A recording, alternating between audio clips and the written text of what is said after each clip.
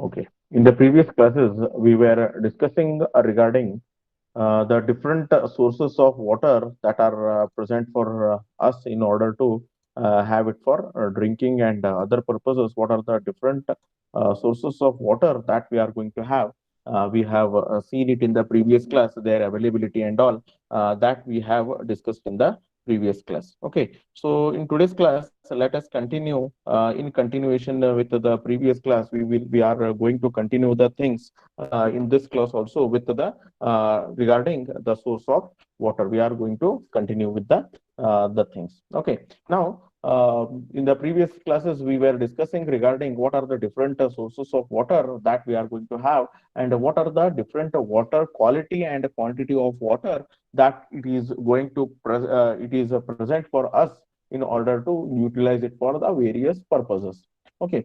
Now, we will see how the sea water, right? Your first that we have discussed with the statics, how the sea water, but the sea water is salty. So if you want to convert it into drinking water, we needed to go under the desalination process. So since if we want to go for the desalination process, it will be a huge investment will be there in this. If you want to utilize this particular water, we first we needed to desalinate it, and then we need to use it. So desalination has to be a must if you want to utilize this sea water, but it is costly. So that is the reason why we are not dependent on it. Then a river is the natural resources which we are going to utilize it as a main source of water. As there is also the impure the we needed to treat it. We cannot drink this particular river water without treatment. In the previous class, I have told you why we needed to treat the river water, how it is going to be contacted with the soil which is present on our earth surface, and that is the reason why we needed to treat it. So we also have discussed some points regarding your how the river water is there and how we needed to utilize it. So this is also we have discussed in the previous class.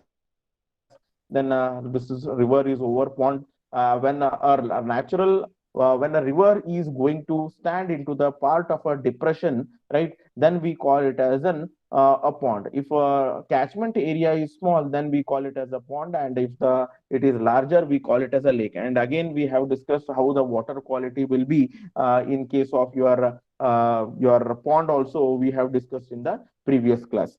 Then lake also, it is the if the catchment area is large, then we can say it as a the water. This is also a type of a stagnant water which is available for us in order to utilize, and how it is how the water quality it is already has been explained to you. Now regarding aquifers also has been told to you open well.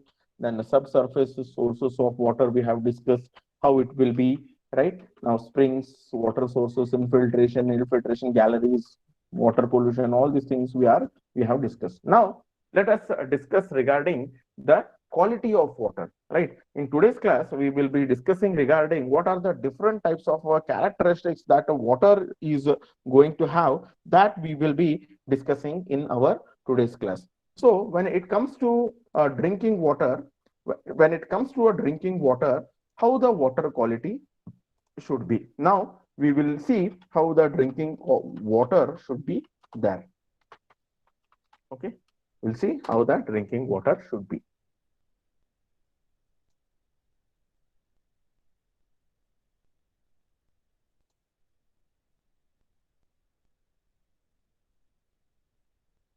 Okay, so in this image, you are going to see this is an drinking water, that how it should be. This is there in say one particular jug, right? How the drinking water is, right? So now let us discuss regarding this drinking water.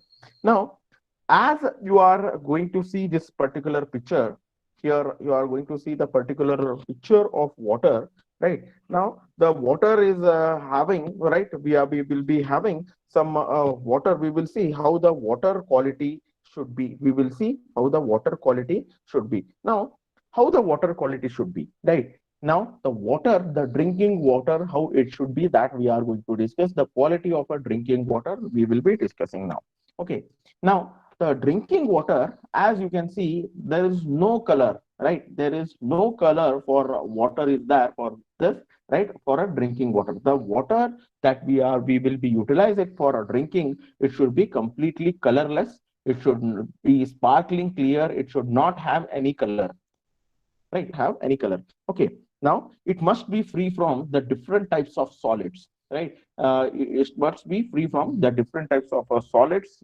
Then, say, suppose in a rainy season, if we take a water, this particular water, it will be completely turbid, right? This will be completely turbid because some amount of solids will be there in that. So it is going to acquire some color, right? Or the color of the soil, right? So the drinking water should be completely colorless. It should not have, right? It should not have any kind of a taste. That means it should have a, say, it should not be bitter. It should not be it should not have say salt taste. It should not have bitter taste. It should have, say, free from the odor. It should be free from any kind of a odor. It should be colorless. It should be a good amount of taste should be there. That means taste means it should not be bitter. It should not be sour, right? A good taste should be there. Then it should be free from odor. It should be free from any kind of a odor, right? There should not be any there should not be any kind of a biodegradable element should not be there, right? Why odor will come to water? If any kind of biodegradable element is there in the water, right, then it is going to decompose and the water is going to give you certain amount of smell. So the drinking water should be free from any kind of a smell. It should be reasonably soft. That means the water should not be hard. The drinking water should not be hard. Now, what is hardness and all that we will be seeing it in the our further classes. It should be available in plenty and it should be available cheaply, right? The drinking water should be in a plenty amount and it should be cheaply available. It should be cheaply available, right? So this is how your drinking water should be. Then it should be free from disease causing agents, right? It should be free from the disease causing bacteria, viruses. It should be free from disease causing organisms. Okay, it should be free from any kind of dissolved gases, right? It should be free from the dissolved gases, right? Such as your hydrogen sulfide, which can give you the bad smell. It should be free from it.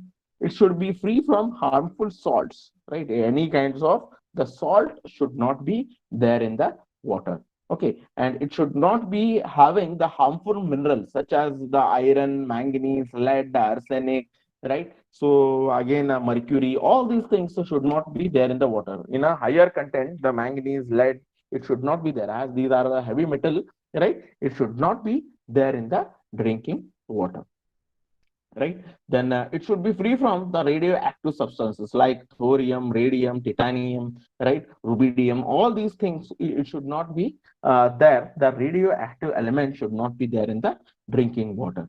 Okay, it should be reasonably free from the phenolic agents such as your fluoride, right? Phenolic compound, it should not be there. Chloride should be not there. Fluoride, iodine, right? All these things should not be there. It should be free from the scale forming minerals. It should be free from the scale causing, it should be free from the scale causing minerals. Okay, so overall, the water should not have any kind of bad taste, smell, right? The disease causing organisms, right? Disease causing organisms, all things, disease causing organisms, as well as the salts, the heavy metals, right? It should not have any kind of a color. So all these things, how it should be, you are regarding your drinking water, how the drinking water should be. Now we will see some of the important characteristics that the drinking water is going to have. We will see some of the important things that your drinking water characteristics it will be having, or the characteristics of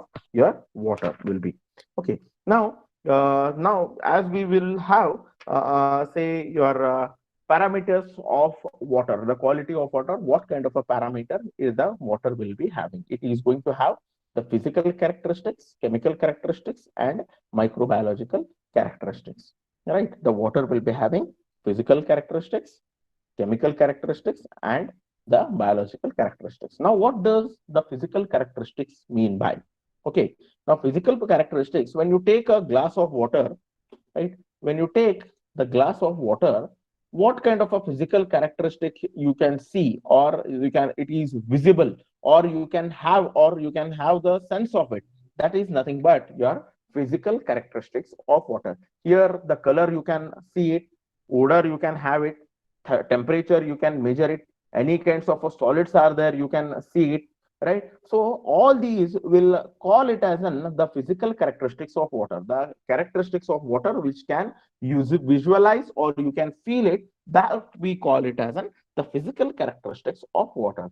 The character, I repeat, what are physical characteristics? The characteristics which you can physically you can see, or you can you can have the sensation of it. That is nothing but your physical characteristics of water. Now, what kind of a physical characteristics of water that we will be having? Now, under physical characteristics, right, what we are going to have is, we can have the color, we can have the odor, we can see the turbidity, right? We can see the turbidity, then color, odor, dissolved oxygen, your dissolved solids, right? And taste and odor, all we can feel it. And then the temperature is also one of the aspects that we can feel it. So what will be the physical characteristics of water? Physical characteristics of water will be the color, odor, temperature, turbidity, solids, right? All these will be considered as the physical characteristics of water. Okay, color, odor,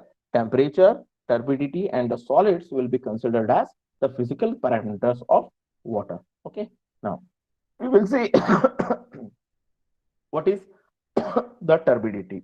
What is turbidity, that we are going to see. Okay, we will see what is turbid water, how it will look like.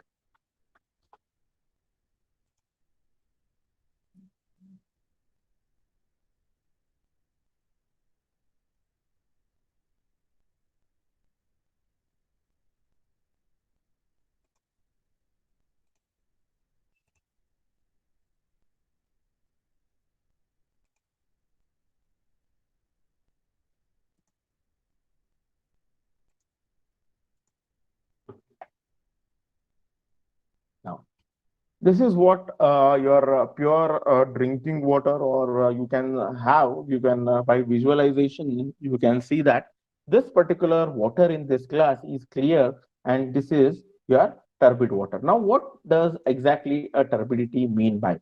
Okay, what do you mean exactly mean by turbidity? Now, what we will see, what is turbidity is. Okay, what turbidity is, we will see it. Okay, so here it is, this is nothing but your turbid water is. This is nothing but your turbid water is. It is a large amount of suspended solid, such as the matter as clay, silt, some other finely divided organic matter present in water. It will appear to have some muddy, or it is going to have some cloudy color, right? Cloudy or the turbid in appearance. Okay, the turbidity is measured as it is either measured in terms of mg per liter or Naflon turbidity unit, that we will be normally we are going to measure the turbidity. We will be using one particular formula, that is Naflon turbidity unit, that we are going to use it. So what does exactly this turbid water is? Okay, now if you can see this particular water, if it is this is the water which is going to have mixed with some amount of solids. Now, if you see the water in case of your rainy season, right? In case of your rainy season, this is the picture of the water which is present in the rainy season. As the precipitate is going to occur, right? This is the water which is present in the rainy season. We will just try to zoom it, right? We will try to zoom this particular.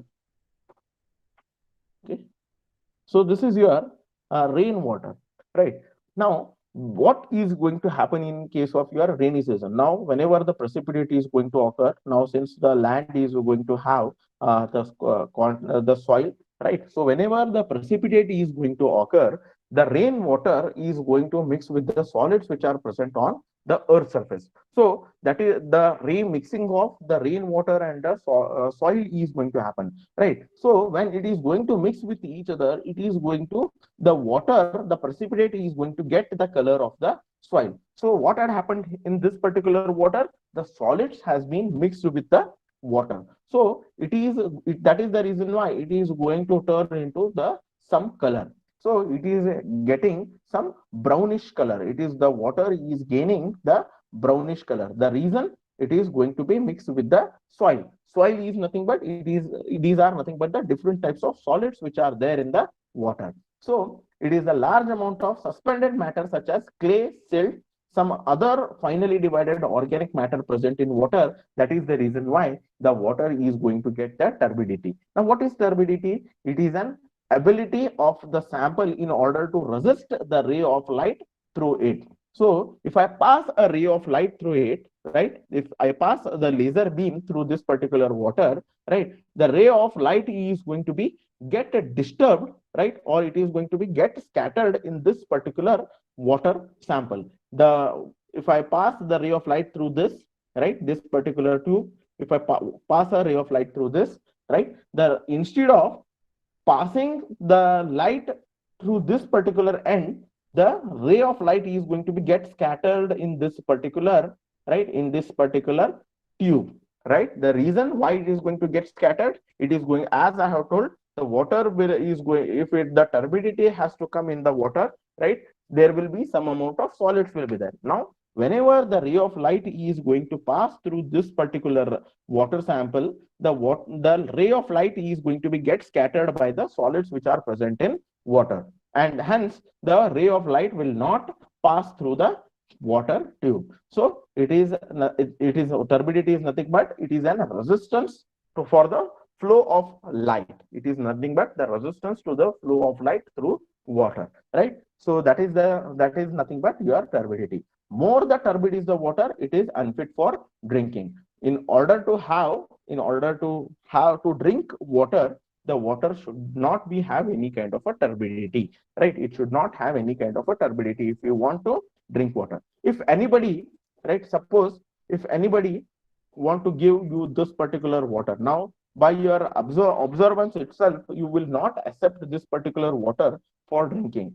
If anybody is going to come to your house, if you give this kind of water, the person, right, he can visualize it physically that there are some impurities are there in this particular water. Now we were discussing regarding the physical characteristics of water. So turbidity, right, you can observe it physically, right, you can observe it or you can feel it physically. Then you are not going to do any kind of an analysis for this, but you can see that by its physical appearance itself, you can tell that the water is turbid in nature, or there are some other foreign material are there in the water. So your acceptance is going to be get a decrease, right, when you somebody is going to give you this kind of water to this. But if somebody, instead of giving you this particular glass, if somebody gives you this particular, like this particular, the water is, it is a crystal clear, right, might be it is going to have the microorganisms, but by the physical appearance it looks that it doesn't have any kind of a contaminant. So you are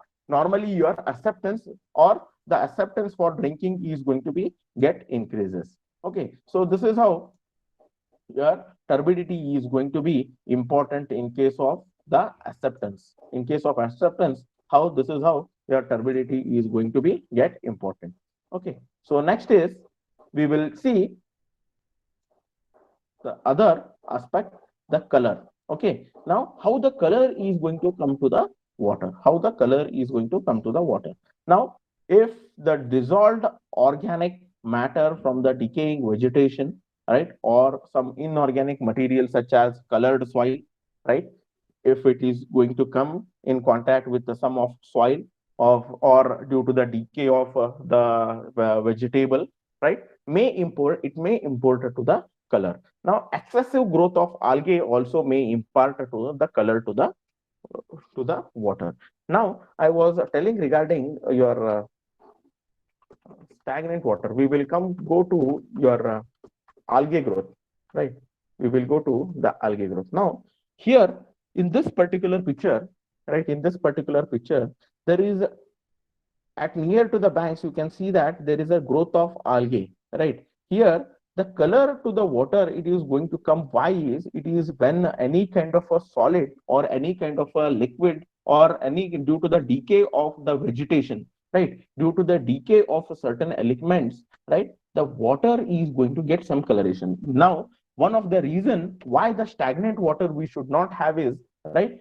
There is a possibility of growth of algae will be there at the stagnant water, right? So normally we will not be having, or we will not prefer the water which is going to be stagnant, which is going to have the growth of the algae. So why color is going to come? The color is going to come either due to the contact of soil or due to the any kind of a decay of the some material. So that is the reason why we will be getting some coloration to the water. So the water, if you are drinking water, if it is having any kind of a color, we cannot drink such kind of water, or we the acceptability of water is going to get decreases. The presence of color in water is not observable from the health point of view, but may spoil the color of the clothes being washed it in it, or the unit that we are going to use for color is will be using the unit the Hazen, right? We will be using the unit called as Hazen for the color. The unit we are going to use in order to measure the color is we will be using the Hazen unit. Okay, for your turbidity we will be using the nephelometric turbidity unit, that is NTU, and for your color we will be using the unit called as a Hazen. It should be there in between 5 to 25. It should not be, right? It should not exceed 5 and it should not be more than 25. Okay, and it should not be more than 25. Okay, next is, this is what the color is. This is how the water is going to gain some color. If you add some of the organic matters in it, it is going to have the color. The dissolved organic matter from the decaying vegetation or some of the inorganic material such as colored soil, right, is going to give you some color to the water. Okay, now taste and odor. Both the taste and odor is one more of the physical characteristics of water, right? That we can have it. Now the color also you can sense it, right? That odor also you can sense it by physically, right? We have discussed regarding color, odor, and turbidity. Now we will see the taste and odor. Both the taste and odor you can feel it, right? You can have it physically or you can sense it physically. So it is also considered as the physical characteristics of water. Okay, now here the dissolved organic matter, why the odor is going to come to water? Okay, taste and odor, it may come due to the presence of the gases such as, right, taste as well as odor. Odor, why it is going to come? When there is a certain kind of the organic matter, if it is going to be decomposed, right, if it has a decomposed in water or decaying of such kind of an element, the odor is going to come. If anybody is going to visit to your the house, right, if anybody has visited to your house and if you give him a water with having some unpleasant odor, right, the acceptability normally it is going to be get decreases. It is going to get decreases. So here the odor, right? The odor, whenever the odor, why it is going to come? The odor is going to come due to the decaying of the organic matter. And when the organic matter is going to get decay, right, or when the organic matter it is going to get decomposed, then we will be getting the gases like H2S, that is hydrogen sulfide, methane, CO2, carbon dioxide, and oxygen, right? Some of the mineral substances, when it is going to be associated with some of the mineral substances like iron, sulfates, may import the taste to water. Both the organic matter and if it is associated with some agents like iron, sulfate, it is going to import the taste to water. For a drinking purpose, the water should not contain any kind of the taste as well as the odor. The taste of the water should be agreeable to the consumers, and the odor of water is measured in terms of threshold odor number, right? The odor is the unit that we are going to measure, right? For the odor, we will be using a unit called as the threshold odor number, that is TON. For public supplies, the threshold odor number should be 1 and it should not exceed 3. Okay, it should not exceed the 3, right? Okay, the odor should not be 1 and it should not exceed, it should be in between. There should not be any kind of odor, right? If it and if it is there, bit quantity of odor is also there, then it should not exceed the threshold odor between 1 to 3, right? Now the temperature. Now when it comes to the temperature of water has no practical significance, but however the water should be above 10 degrees Celsius, while the temperature of above are considered as unobjectionable. Now, we can feel this, the temperature of water, we can also feel it, right? So that is the reason why it is coming under the physical characteristics of water, right? Now, normally what happens, right? The temperature, more temperature water, right? Say around 30-35 degrees Celsius, if someone has given it to drink. So normally what will happen? Normally you won't prefer the water which is hot, or you will be preferring the water which is present in between 10 to 25 degrees Celsius, right? So temperature also we can have the feel of it. So this is considered as one of the your physical characteristics of water. So we have discussed regarding color, odor, temperature, turbidity, right? This is what these are the various physical characteristics of water. Turbidity, the unit is, it should be, the unit is NTU, right? The turbid water is nothing but the water, it is going to have any kinds of solids in it, right? That is the reason why the water will become turbid, right? So it is nothing but it is an resistance to the flow of light through the water column, right? That is nothing but the turbidity. It is going to come due to the solids which are present in it, right? Now the color, we have already seen it. Color, we are going to use the unit called as an Hazen, right? It is due to the decaying of a certain organic material, or due to the some kind of soils, some amount of solids, right? That is the reason why the color is going to come to water.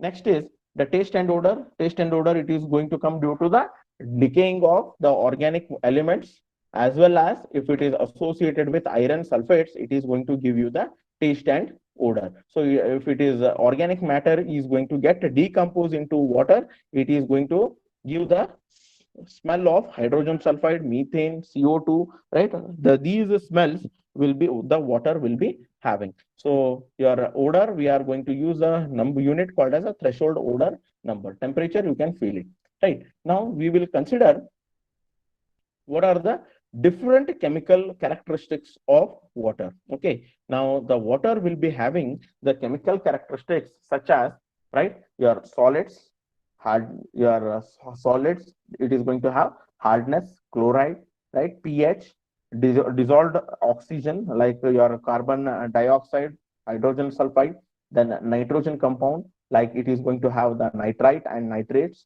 metal, right, compounds like your fluoride, iron, manganese, lead, arsenic, iodide, cadmium. Now, all these things by your physical observance, you cannot judge it, how the water quality is, right? If we consider, now there the difference between the physical characteristics and the chemical characteristics is, physical characteristics, by the water appearance, you can judge how the physical characteristic, how the physical parameters of water, you can taste it, you can have the sense of odor, you can smell, you can see how the turbidity is, right? Based upon this, you can determine how you can judge, or you can able to tell somewhat on how the quality of water would be. But in chemical characteristics, what you need, if you want to give the judgment or based upon the chemical characteristics, you cannot give it blindly, right? You cannot give it blindly, because all these chemical characteristics, it may not be visible to you, right? All these characteristics will not visible to you. Suppose if I give you, right, suppose if I give you the water, right, though it is going to have pH 11, is it visible to you? No.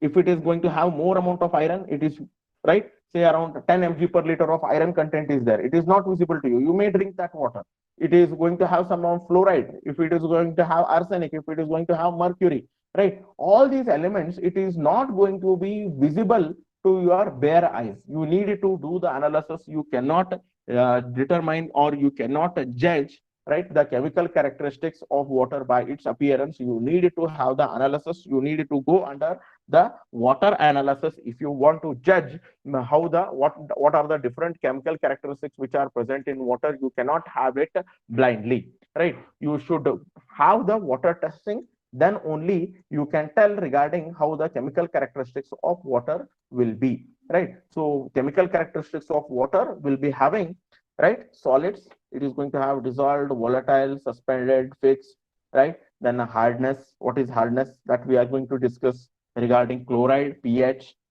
There's your different gases like oxygen, carbon dioxide, hydrogen sulfide, right? Nitrite, nitrate, right? Arsenic, lead, right? Fluoride, cadmium. All these elements you cannot you cannot judge it with your bare eyes, right? You cannot judge it with your bare eyes. So these are nothing but the different chemical characteristics of water are. Okay. Now we will see what are the different chemical characteristics of water it will be having. First, we will discuss regarding the different types of solids the water will have. Okay, so total solids, we will be seeing what are total solids, right? Actually, this solids will be, there will be many categories in this. One is your total solids, dissolved solids, suspended solids, settlable solids, volatile solids, and fixed solids. So it is going to have the different categories in it. That is total solids, suspended solids, dissolved solids, settlable solids, right?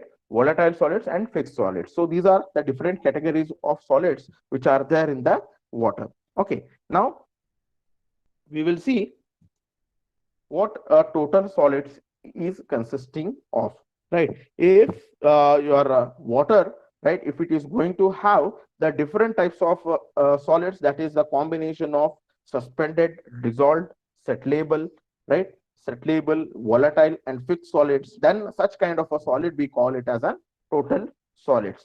Now we will see what do you mean by suspended solids which are present in water, right? As the name is suggesting, suspended, right? If I give you, if I give you the if I give you, right, if I give you the glass of water which is going to have some solids in it, right?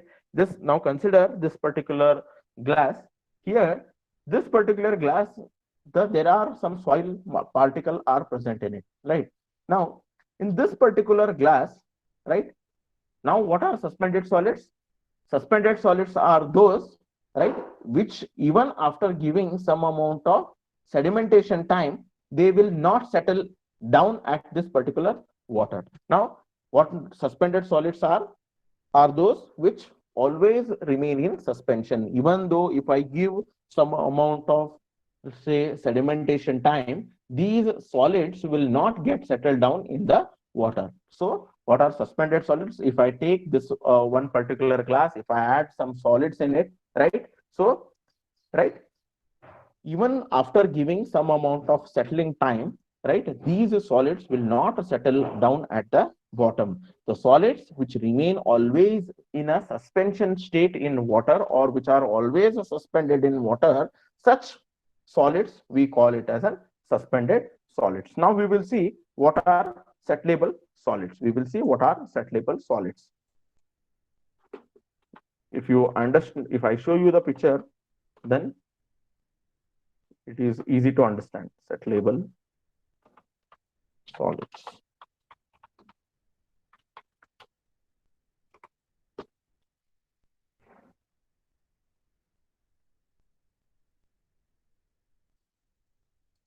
Okay.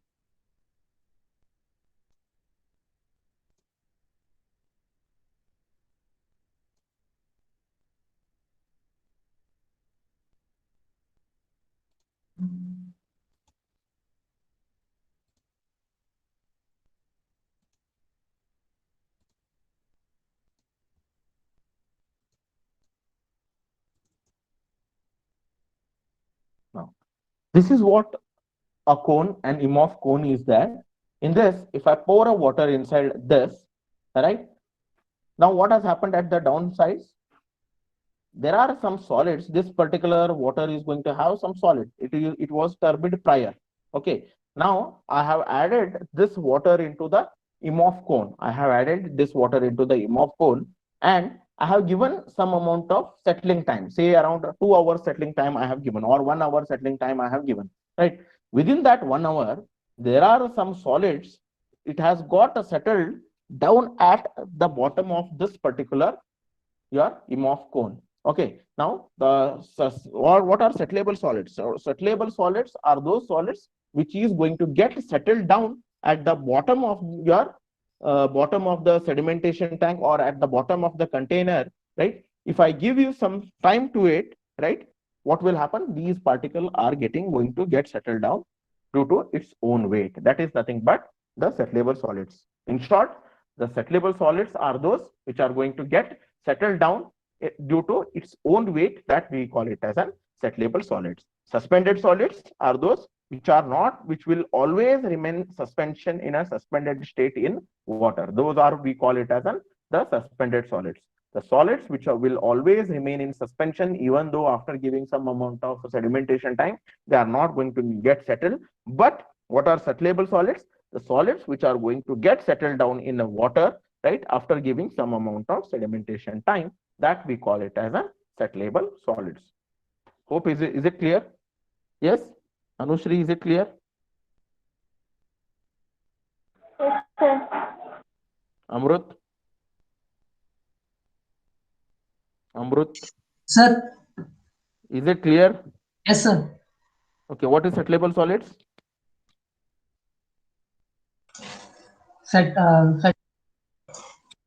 What is settlable solids, Amrut? Yes, Amrut, not understanding? Settlable solids. I think you are not attentive. Anushri, what is settlable solids? Sir, settlable solids, solids which will settle to the bottom. How it is going to get settled? Sir, heavy particles in weightage, it will settle. Due to its own weight, it is going to get settled. Okay, fine. What are suspended solids then? What is suspended solids? Amrut, I am asking to you, my question is to you, what is suspended solids? Suspended solids, small solid particles suspend in water, sir. Due to motion. Which is not going to get settled down in by due to its own weight, which will always remain in suspension. That we call it as a suspended solids. Okay. Then next comes is your suspended settlable volatile. Right. Now we were discussing regarding the suspended solids, and the suspended solids you can remove it by using the filter paper. That are nothing but the suspended solids. There are some other solids which we call it as an volatile and fixed solids, that I will explain you when we will be doing our laboratory. As of now, you should understand what is suspended, what is settlable, right?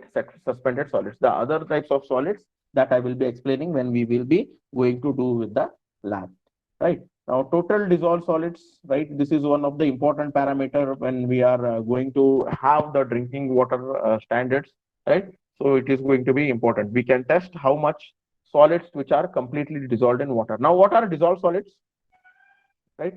Can anybody tell me what is dissolved solids? Dissolved means what? Yes. Dissolved. What do you mean by? Yeah. Evaporate. Yes, Abu Bakar, what is dissolved solids? Dissolved solids is nothing but the solids which have completely mixed with water, right? Now, if you consider